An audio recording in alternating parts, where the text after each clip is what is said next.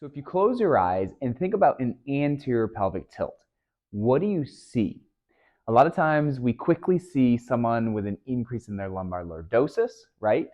But we also usually see this as those that I like to call the big butt syndromes, right? Or the selfie syndromes. So if someone's taking a selfie or they want to make their butt look bigger, we arch back. So we usually get that pretty quick, right? That's not really unfamiliar territory. But what happens if I say, now close your eyes again, and I want you to think about sacral nutation? What do you see? We usually don't see anything, and if you do, it might take you some time to really start to put some of the pieces together.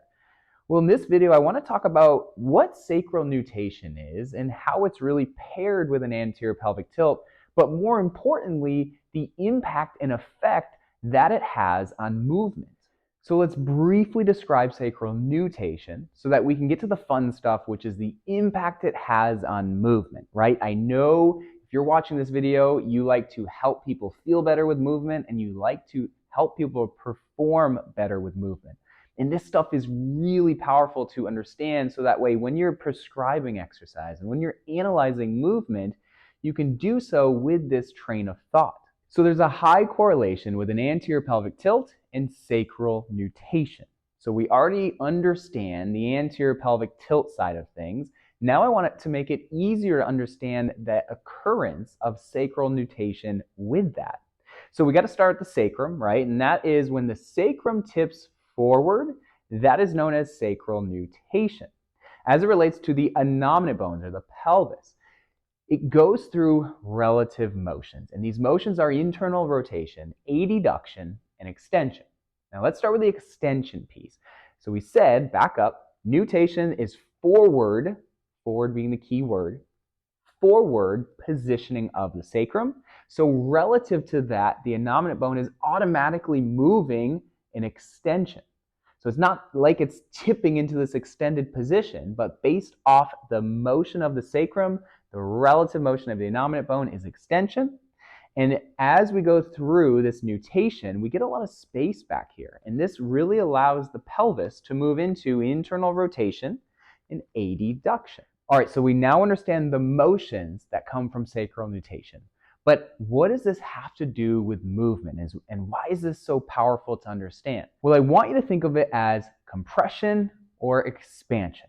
So sacral nutation is when we tip forward at the sacrum, like we already said. But what needs to happen here in order for that to happen? It's expansion. All these muscles back here, the glutes, the external rotators, they need to be able to expand and allow that motion to happen. Conversely, if they don't, they remain super tight and it tries, but they don't allow it. So you have to be able to have a position that the muscles are able to expand. And when we get expansion here, we're going to get compression here. Now, if it helps you, another way of thinking of this is like a locked door.